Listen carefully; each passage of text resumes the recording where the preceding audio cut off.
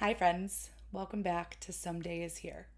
Today, I want to talk about a season in life that almost nobody says out loud, even though it's one most of us will walk through at least once. It's the moment when you look at your own life and you don't quite recognize yourself in it anymore. And I want to start by telling you about the moment that it happened to me. It was the day I lost my job. I thought the hardest part would be figuring out what came next. But what hit me, quietly, slowly, in ways I didn't expect, was the identity piece. Because your job isn't just your job, it's your rhythm, your sense of purpose, your scaffolding. It's how you answer the question, what do you do? But underneath that, it's also often how you answer the question, who am I?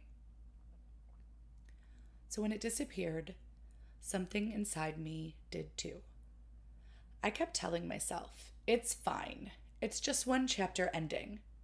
But inside, I felt like I was unraveling in slow motion. And then there was a moment, a deeply personal and painful moment that forced me to stop pretending that I was fine. I won't go into the details because the specifics, they aren't important. What matters is this. It was the moment I realized the old version of me wasn't coming back. After that, I kept trying to show up the same way, as the same mom, the same wife, the same friend, the same therapist, the same steady, dependable Michelle that I always had been. But she wasn't there. I could feel it in the smallest places. Moments where I normally felt confident, but I suddenly felt unsure. Moments where I used to know exactly what I believed, but suddenly felt very shaky. Moments where I didn't know how to answer simple questions, like what do you want or what feels right. It didn't feel broken. I just felt unfamiliar to myself. If you've ever gone through a divorce or a move or a big loss or a healing season, or even just reached a point where your life no longer matched who you were inside, you know this feeling. It's disorienting, it's quiet, and it's lonely even when your life is full. People always ask, why did you move across the country? And I usually answer with the very practical things. It was a new opportunity, a fresh start, a different place, a chance to grow. But the truth is simpler and scarier. Staying was slowly breaking me. Leaving was the first brave thing I had done for myself in years. We packed up the dogs, the kids, the memories, the chaos, all of it. And we moved toward a life that didn't quite feel like mine yet. Everyone said it looked exciting, but inside, I felt like a stranger in the story. Because here's the thing people don't talk about, even chosen change can feel like grief. There was a period, I call it the middle place, where I didn't feel like me anymore. Not the old me, but not yet the new me.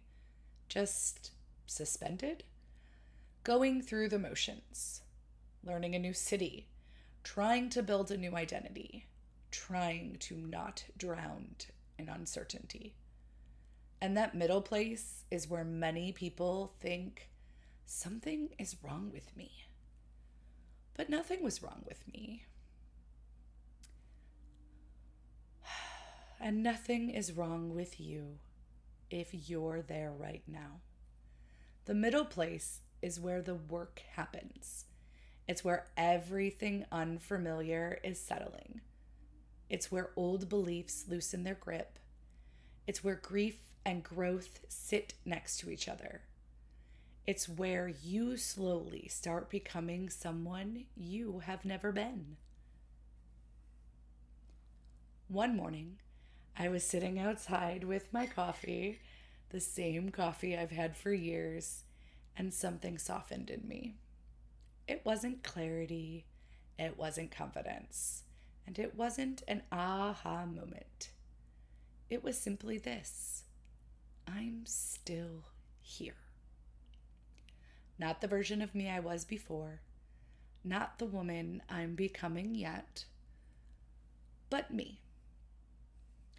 The part of me that rebuilds, the part of me that survives, the part of me that creates, the part of me that grows when life forces her to. That moment became my anchor. If none of those painful moments had happened, the job loss, the identity, the trauma, the move, I wouldn't be here doing this. I wouldn't have created a podcast. I wouldn't be writing a book. I wouldn't be building a coaching practice. I wouldn't be telling my story publicly. I wouldn't be this version of myself. A version that I truly like and respect. The old me, she wasn't bad. She was just done. And it took losing everything familiar to make room for the woman I was becoming. If you're in this season, or maybe standing on the edge of it, here are a few things that help me. 1, tell the truth about where you are. Say it. I'm in an identity transition. Naming it helps to calm your nervous system. Find one grounding ritual that reminds you who you are.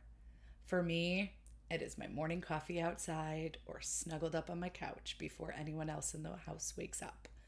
For you, it might be walking, journaling, music, a scent, a routine, a small thing that just whispers, you're still here. Give yourself permission to not have the next version of yourself figured out just yet. Becoming doesn't become on a command. It happens when the old version of you has room to rest. Let that new version arrive in her own time. If you don't feel like yourself right now, if life feels unfamiliar, if your identity feels loose, if you're waiting for clarity that hasn't arrived, I want you to know nothing is wrong with you. You are not ending. You are emerging. You are becoming someone you haven't met yet, someone your old life didn't have room for, someone you'll be proud of. And I promise, one day you'll look back at this exact season and realize this is where everything began to shift. This is where the new you started taking shape. This is where you stopped disappearing and started becoming. Thank you for being here with me today. If this episode spoke to you, please share it with someone else who might also be in that middle place. You are not alone in becoming. I am right here with you, and I will see you in the next episode.